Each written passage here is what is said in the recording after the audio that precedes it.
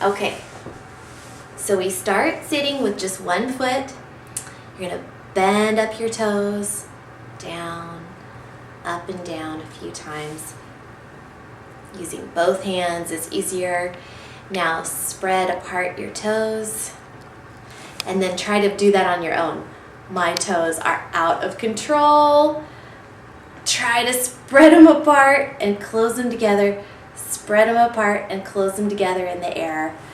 And again, you can just stretch them out. Other side, stretch the top, bend your toes toward your shin, and then bend your toes away. And again, spread your toes apart, and then together, apart. And then try to spread your toes out on your own, using your muscles.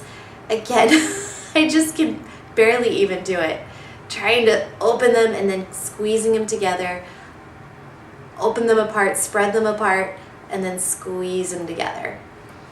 Now on the floor, you can stay seated, or you can do this standing up too, but bring your toes up, just your toes, and then scrunch the bottoms of your feet, working those muscles on the bottom of your feet.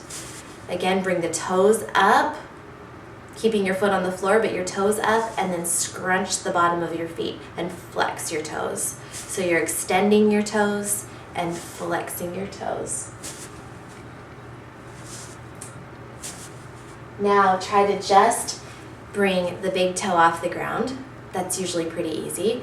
Now just bring the small toes off the ground, the 4 small toes. Go back and forth, big toes up, and then small toes up.